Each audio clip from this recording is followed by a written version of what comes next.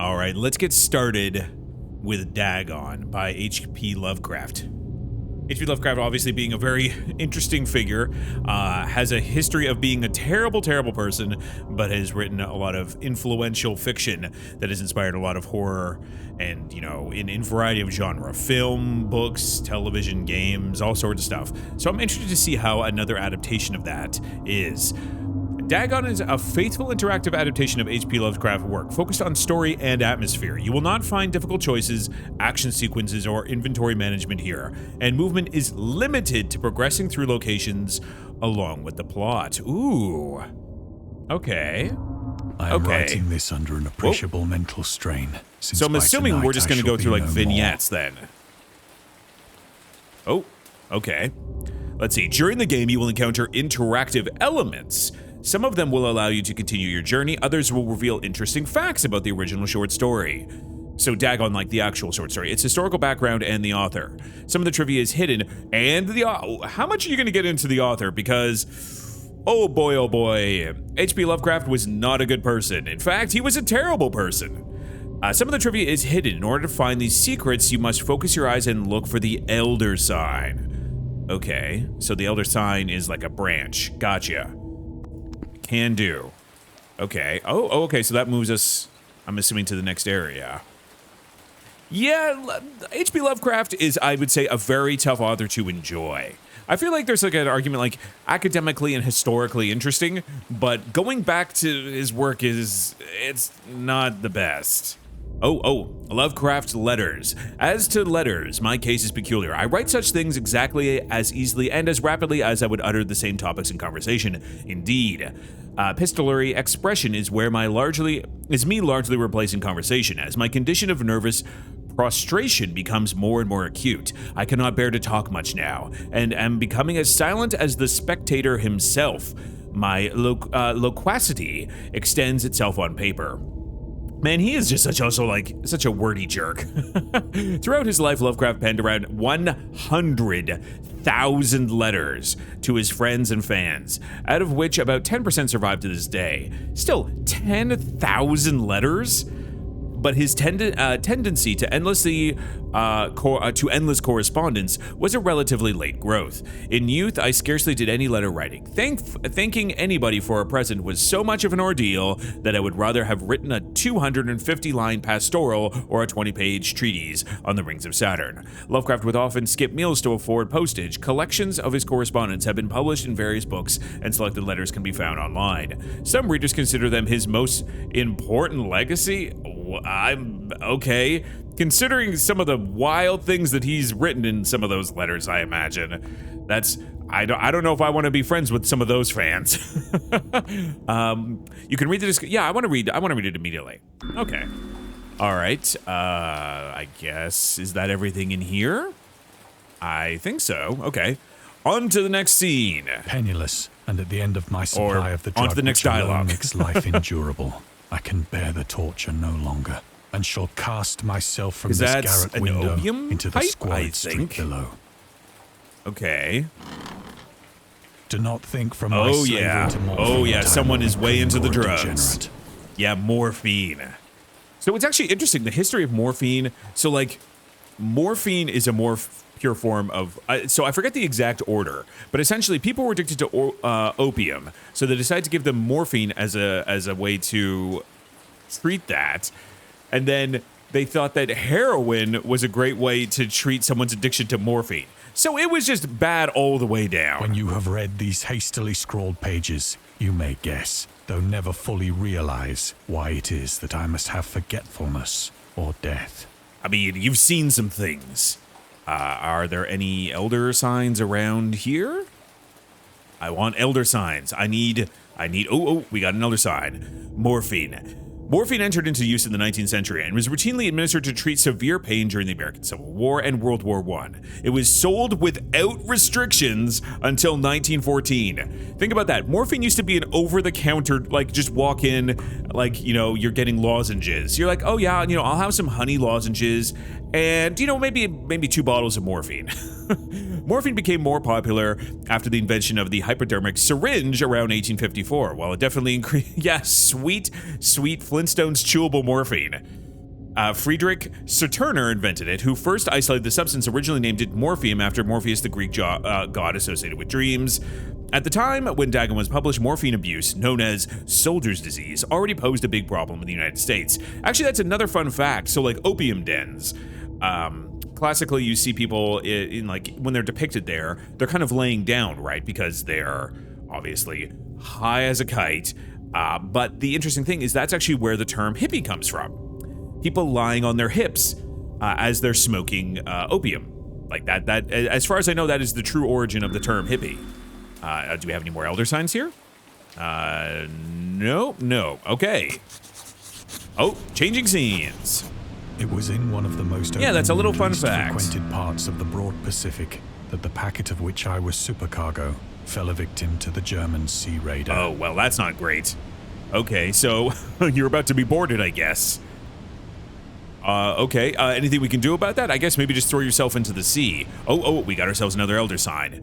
Lovecraft and the Great War. Dagon was written around a month after the United States entered World War I. Lovecraft was actively interested in its course. He composed many poems in which he gave encouragement to soldiers and commented on the events unfolding in Europe. He tried to enlist in the army, which he mentions in one of the letters to Reinhard Kleiner. Some time ago, impressed by my entire uselessness in the world, I resolved to attempt enlistment despite my almost invalid condition. I guess he wasn't actually fit enough. I argued that if I chose a regiment soon to depart for France, my sheer nervous force, which is not inconsiderable, might sustain me till a bullet or piece of shrapnel. So you basically wanted to go over to die, conclusively inflict and effectively dispose of me. Wow. Okay. I mean, I guess, you have your mission. But even though he passed the physical exam, his mother prevented him from going to the war. She has threatened to go to any lengths, legal or otherwise, if I do not reveal all the ills which unfit me for the army. Okay, so I guess he tried to go over there to die, despite not being healthy enough to enlist, and faked it until he got in. And then his mom's like, nah, not for you, HP. Hewlett-Packard Lovecraft. Is there any other elder signs, or are there only like one per scene, I guess? Okay, well, I guess let's get boarded. How do you feel about that? The Great War was then at its very beginning, and the ocean forces of the Hun had not completely sunk to their later degradation. Okay, what do you mean later degradation? So that our vessel was made the forces of prize, the Hun. Wait, whilst we of her crew were treated I'm sure with there all must the be something fairness else to and this. consideration Oh yeah, due so us yeah, we as got naval taken by the prisoners. Germans. Okay. Anything else around here? Oh, what do we got here? An elder sign. The Huns were Central Asian nomads who established a dominion in Europe and invaded the Roman Empire in the 5th century AD. Pretty well-known history, I would say. They were known as brutal, deadly warriors and masters of quick raids who also developed powerful composite bows, lassos, and early siege weapons. During World War I, the British used the word Hun as a synonym for Germans. Oh, the Huns' degradation. Okay, that makes more sense. I'm like, I don't remember. Okay, yes. That's an interesting history fact. In order to emphasize their brutality, however, the term originated when the German Emperor Wilhelm II gave a speech to his troops on the 27th of July of 1900 before they embarked to China. Should you encounter the enemy, he will be defeated. No quarter will be given. Prisoners will not be taken. Whoever falls into your hands is forfeited. Just as 1,000 years ago, the Huns under their king Attila made a name for themselves, one that even today makes them seem mighty in history and legend. May the name German be affirmed by you in such a way in China that no Chinese will ever again dare to look cross-eyed at a German. The refusal to take prisoners was a clear breach of the laws and customs of war. Yeah, it's almost like they were the bad guys. Almost. Okay. All right, so is there anything else around here? Hello.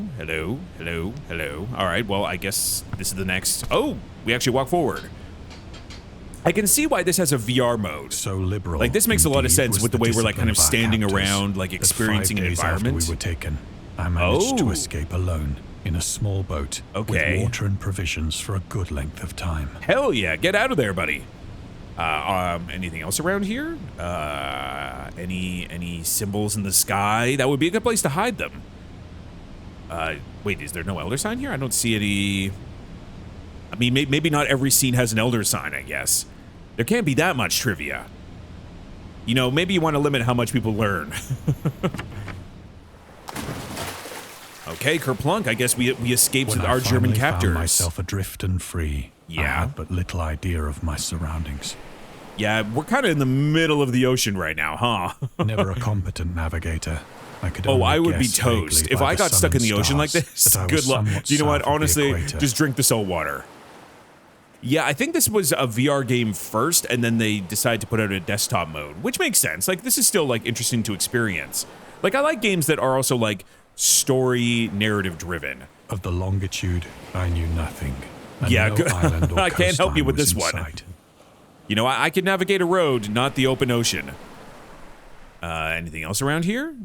Nope, nope, nope. Whoa, wow, that must be a wild. Did you get to, like, talk to him about it? That must have been so fascinating. Like, what was that like? Yeah, no, it sounded that, I imagine that would be a bad time, drifting in the ocean in a lifeboat. Oh boy. I mean, at least if you're off the coast of Spain, you can at least theoretically hope that someone will find you. But boy, oh boy, that's not a high hope. Oh, the next scene is over here. It's in the moon. The weather kept fair, and for uncounted days I Man, that drifted must have been a aimlessly wild beneath time. the scorching sun, waiting either for some passing ship. Oh, that's a cool or to be effect. cast The on shadow shores on of the some bag there? habitable land. Oh, of course, yeah. I guess the real concern would be found by, like, the enemy patrols, right? Looking for survivors.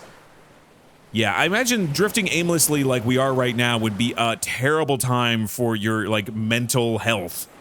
You're like, either the sharks or the enemies are going to get me, and either way, I am as dead as they get. Oh boy. Wait, no. Oh, there is an elder sign here. It's in the boat. The Return to Short Stories. Dagon was written in July of 1917 and first published in 1919 in The Vagrant, an amateur magazine focused on the supernatural. The story is the first of his stories that introduced an element from the Cthulhu mythos. Ah, so this is the bedrock of Cthulhu. The only thing worth, extracting from Lovecraft. They were doing their own patrols along the coast there. Oh, and an engine failed. Oh. So they were going to be returning, but unfortunately their actual equipment failed them. Oh boy. Oh wow, that doesn't sound like it's a fun time. I guess the idea is that at least because you were on patrol, someone knew you were out there. So in theory, you're at least gonna have a better odds of getting rescued. 1917 is also the year when he wrote The Tomb, a story about Jervis Dudley, a daydreamer who discovers a mysterious mausoleum in the woods by his house and becomes obsessed with it. I mean, if I had a mausoleum in the forest near me, I would also be obsessed with it. These two works marked Lovecraft's return to short story writing after he burned most of his attempts at the genre 9 years prior and decided to concentrate on poetry. Lovecraft stated that it was his friend, William Paul Cook, a literary publisher and critic, who convinced him to start writing weird fiction again. I really hope that's what he described it by. All right. And I guess, the water bladder. All right. We must continue. Neither ship nor land appeared. Oh, and boy. I began to despair in my solitude. How could you not on the just heaving despair at vastness the situation of that you're in? unbroken blue.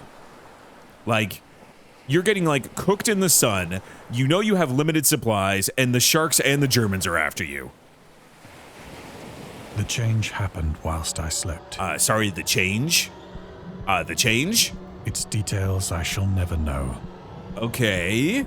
For my slumber, though troubled and dream-infested, was continuous. Ooh, I don't know if I like the sound of that.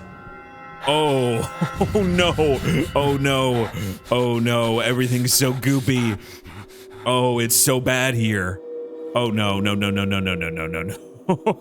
How do I go? Do you know what? I'll take the sharks at this point. Let the sharks eat me. Oh God, everything is so wet. All right, what do you have to say to me, squid? When at last I awoke, it was to discover myself half sucked into a slimy expanse of hellish black mire, which extended about me in monotonous undulations as far as Undulation I could is a great word here. I'll give you that. Undulation describes everything I'm seeing right now. Oh no. and in which my boat lay grounded some distance This would be away. really cool in VR, and by really cool I mean absolutely haunting. Though one might well imagine that my first sensation would be of wonder at so prodigious and Wonder? unexpected a transformation of scenery. I guess that's one way to put it. More horrified than astonished. You know, this is a good moment to, like, you know, to be standing in awe of something. Oh, boy. For there was in the air and in the rotting soil a sinister quality which chilled me. No, to I the very can't even core. imagine what this would smell like. You know, another day I'm thankful smell-o-vision did not take off. The region was putrid with the carcasses of decaying fish and of other less describable things which I saw protruding from the nasty mud of the I wouldn't want to describe this either. Okay, yeah, these are terrors of the mind. Perhaps for sure. I should not hope to convey in mere words the unutterable hideousness that can dwell in absolute silence. Unutterable is a great word as well. Immensity. Barren immensity. Some good words here. Oh boy. Oh boy, oh boy. There was nothing within hearing. Oh, it's just so wriggly. Why must everything be so wriggly? Yet the very completeness of the stillness and the homogeneity of the landscape. Yeah, it's just black goo as far as the eye can see. The sun was blazing down from a sky which seemed to me almost black. Take me, Squid Daddy. Cruelty, as though reflecting the inky marsh beneath my feet. Yeah, no. Oh, Jesus. Yeah, I want nothing to do with you. You got flipped on your back, huh? Maybe if we flip you on your front, I can ride you out of here like a noble crustacean steed. Oh, this is so gross. Is there no elder sign here? Is there nothing in the sky? That would be a good spot to hide it, in like a constellation. Oh boy. All right. What do we got next? Where is my next entry? Oh god. Oh, it's the boat. Oh no, I don't want to go back. Okay, well I guess it's our one like safe haven. You know, the only other structure out here. Get our Oh, it's so wet sounding. As I crawled into the stranded boat, I realized that only one theory could explain my position. Wait, what? Oh God, what is that? What theory what could possibly explain the goopification of the ocean? Through some unprecedented volcanic upheaval. Oh, I see. You think it's like a volcanic event, exposing regions for which innumerable millions of years. You know, like the sediment got stirred up. Watery depths. Oh God. I mean, that would be a bad time, even if you weren't being hunted by the Germans. So great was the extent of the new land which had risen beneath me that I could not detect the faintest noise of the surging ocean. Yeah, there's no water around here. As I might. Like, is the idea that, like, the water got displaced? Like, how did this happen? No elder sign, no elder sign. Where is the elder sign? There's got to be. Oh God, look. Okay, yeah, no, this is the stuff of nightmares. Any seafowl to prey upon the dead things. Yeah, no birds. The sky. Oh wait, did I see a tentacle over top the boat here? Yes, I did. Oh God. Well, I mean, we can maybe assume that the birds got eaten. The seafowl, you know, became sea prey. All right, what do you have to say, fish? For several hours, I sat thinking or brooding in the boat, which lay upon its side. How do I deal with this? A slight shade as the sun moved across the heavens. Oh, that's cool. Like, it's actually changing the time of day in this scene. Also, what the hell is going on over there? That is like a giant... Yeah. The seafowl became foul sea. I love... That is some good wordplay.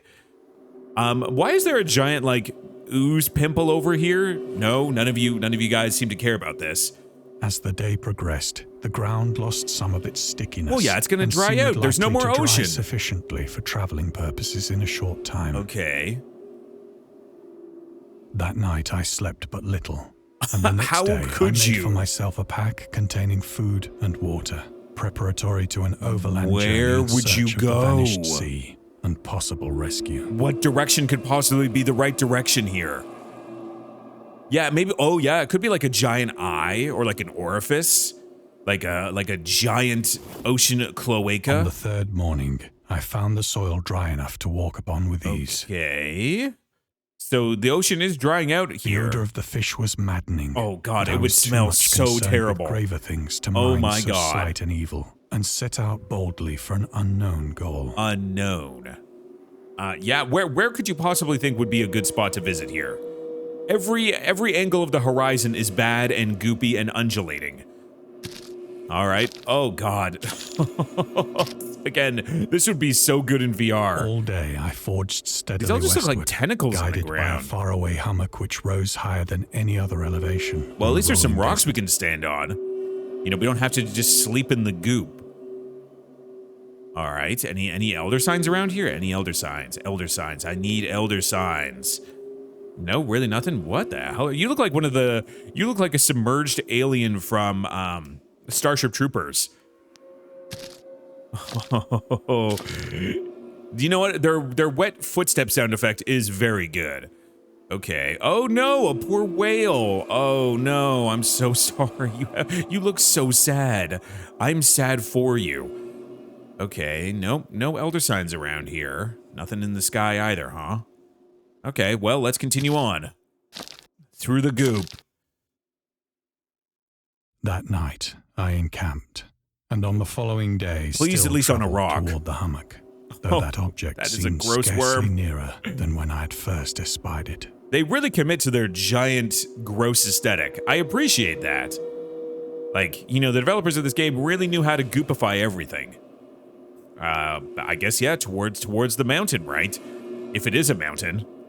And not just like a giant pulsating eye. Hello? Knock, knock, knock. Oh yeah, we're at the base of it. I attained the base of the mound, which turned out to be much higher than it had appeared from a distance. I mean, okay, that's how mountains work. How are you surprised by this? Wait, the mountain was higher than it was way far away? Oh, anything in the ground here? Any elder signs? Ooh, there was something like shiny over here for a second. Might just be like the graphics. Yeah, there is something just ever so gently shiny against there. An intervening valley setting it out in sharper relief from the general surface. Too weary to ascend, I slept. Yeah, that's probably a good idea. You're gonna need all the strength you can get. I know not why my dreams were so wild that night. Do you really not I feel like you are a very oblivious protagonist if you don't understand why you might be having vivid, terrible nightmares right now. But ere the waning and fantastically gibbous moon had risen far above the eastern plain, I was awake in a cold perspiration. Wait, where's the mountain? Determined to sleep no more. Such visions as I had experienced were too much for me to endure again. I mean, the things we're seeing when our eyes are open are also pretty bad. In the moon, I saw how unwise I had been to travel by day. Wait, what do you mean? Without the glare of the parching sun, my journey would have cost me less energy. Oh, I see what you... But also you would be freezing. Indeed, I now felt quite able to perform the ascent which had deterred me at sunset.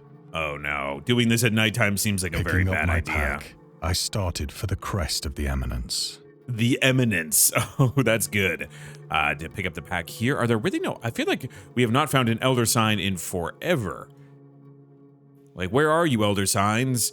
Our view is so constrained, too. It's hard to know where... Oh, there you are. Look at that. The loner.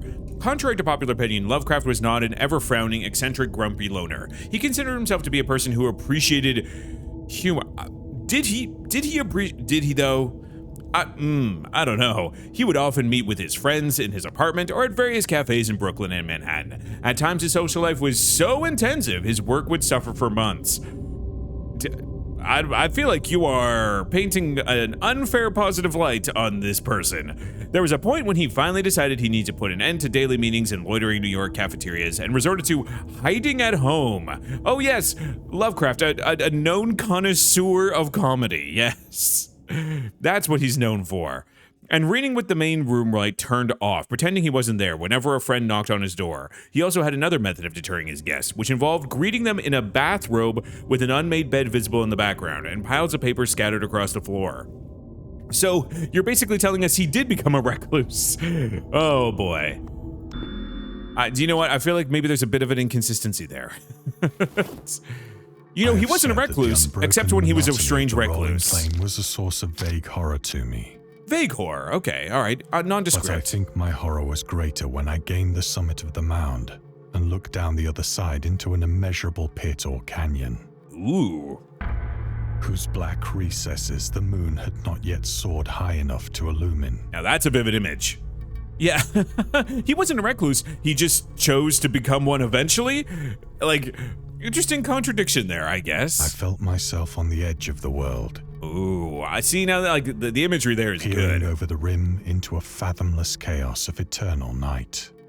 It's one of those things, like, it's like the feeling of like being over very deep water that you can't understand the depth of, I imagine is very similar to like the feeling of being in space. Like this, the vastness of it is in itself terrifying.